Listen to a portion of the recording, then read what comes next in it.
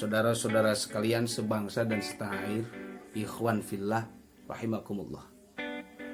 Bertemu lagi dengan saya di Johan Haidar Channel.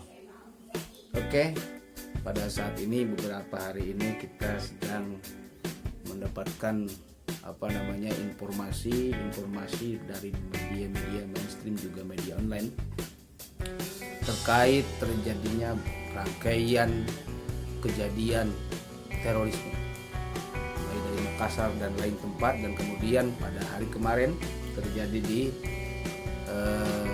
Mabes Polri.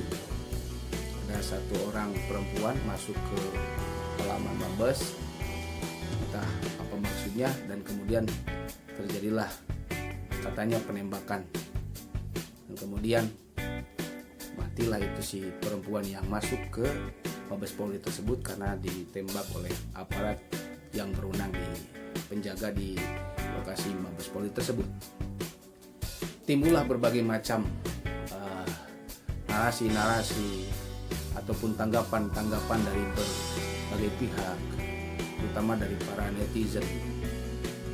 Mereka punya asumsi yang bermacam-macam, tapi kita di sini bisa menyimpulkan justru seolah-olah ada ketidakpercayaan, tidak percaya gitu lah. Katakanlah tidak percaya dengan apa yang terjadi. Kok bisa ya di Mabes Polri masuk seorang perempuan yang katanya membawa senjata yang setelah itu ternyata adalah satu jenis pistol airsoft gun ya gitulah, katakanlah menurut berita yang beredar. Oke, ada beberapa yang akan kita tampilkan pada saat ini, yaitu pertama tanggapan daripada Kiai Haji Wawan Malik Marwan, beliau sebagai Ketua Front Santri Indonesia dari Provinsi Jawa Barat.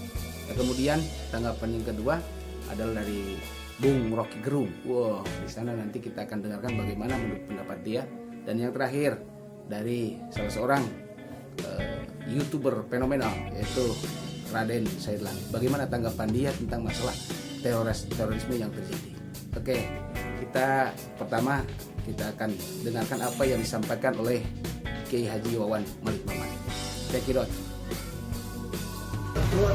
Assalamualaikum warahmatullahi wabarakatuh.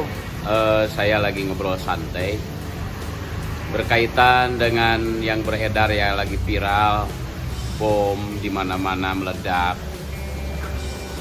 Ya, itu sudah biasa. Pengalihan isu dan untuk merusak nama baik dan untuk mengkriminalisasi para ulama, wabil khusus dari kalangan Front Pembela Islam.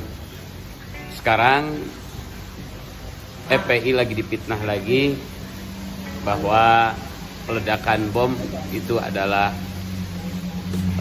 orang FPI karena ditemukan baju dan buku sekaligus gambar Imam Besar Al-Habib Muhammad Rizik bin Hussein Shihab. Ini bukan hanya sekarang, sudah terjadi sebelumnya berkali-kali, fitnah terus-terusan, fitnah demi fitnah.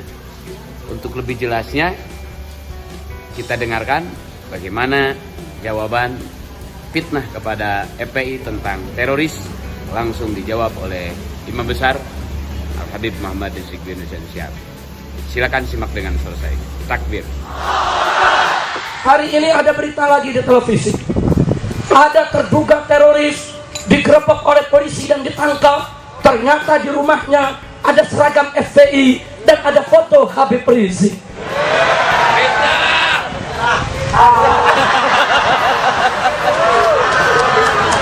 Lah emang kenapa orang punya seragam FPI bisa dibeli di jalanan? Betul? Betul? Emang ada apa foto Habib Rizik di sana? Biar aja dia kinta, bolehnya sewot. Kacau tidak? Kacau tidak? Akhirnya apa? Foto Habib Rizik dituduh sebagai teroris. Fotonya yang teroris, lu tangkap fotonya. Betul? Betul? Udahlah, nggak usah pakai musuh ulama. Ulama dikriminalisasi, ulama dimakarisasi, ulama dituduh. Allah Akbar, mantap. Ya, seperti itulah. Dan beliau mengkaitkan apa yang disampaikan oleh Habib Rizik Syihab dulu waktu dalam satu buah sesi tabligh akbar tentang masalah terorisme yang sering disematkan kepada para ulama, kiai, dan juga gerakan-gerakan Islam. Entahlah, seperti itulah yang dikatakan oleh beliau. Seperti itulah. Dan mungkin masuk akal juga. Dan yang kedua, inilah yang logika. Yang kedua ini adalah penjelasan daripada Bung Rocky Gerung. Oke, dengarkan. Dari sebulan lalu antisipasi itu justru sudah dibuat oleh istana. Mahfud ngomong, Muldoko ngomong, polisi ngomong, segala macam. Jadi rentetan itu sebetulnya sudah terbaca bahwa nanti akan ada ujung. Ujungnya apa? Ya ujungnya seperti yang akhirnya berlangsung tadi siang itu diperlihatkan bahwa ujungnya itu betul-betul ujung yang strategis, yaitu Mabes Polri. Tapi justru pada yang ujung itulah orang menganggap kok akibatnya begini, kayak anti klimaks itu. Karena diperlihatkan prosesnya dan tiba-tiba orang justru muncul pada peristiwa terakhir dimunculkan yang membuat orang geleng-geleng kepala itu. Bukan geleng-geleng kepala karena gila tuh peristiwanya, geleng-geleng kepala karena seolah nggak percaya ada seseorang muda di situ berjalan sendirian bisa lolos dari lapisan pengamanan. Jadi bagian itu yang bikin puzzle, bikin teka-teki, ini bener nggak yang ini? Kalau yang ini tidak sempurna berarti di belakangnya tidak sempurna, sehingga mau dicari hal yang sangat sempurna. Saya melihat psikologi publik begitu justru. Di tengah-tengah kepentingan kita untuk menghalangi aksi-aksi teror ini dengan pendidikan kewarganegaraan, dengan mengucapkan hal-hal yang baik di dalam relasi antar agama, tiba-tiba ada sesuatu yang justru membuat orang berbalik untuk menganggap bahwa ini semacam skenario yang dipaksakan. Jadi peristiwa ini lalu dianggap skenario yang dipaksakan. Ini kan buruk sebetulnya bagi upaya kita untuk secara serius mengatasi terorisme. Nggak boleh terjadi itu kan harusnya. Dan ini yang disampaikan oleh Bung Rocky Gerung masuk di akal, betul? Kemudian yang selanjutnya adalah tanggapan daripada seorang YouTuber fenomenal, Raden Syahid Langit. Kita dengar, oke?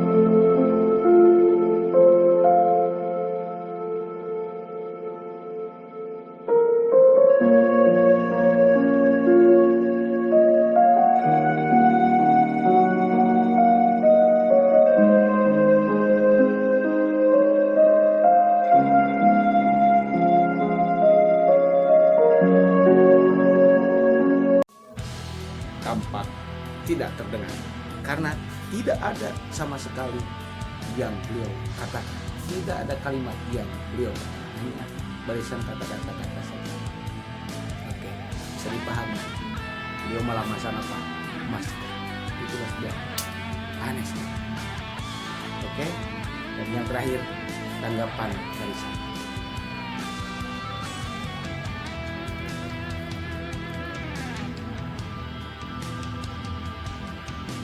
Sekian. Assalamualaikum warahmatullahi wabarakatuh.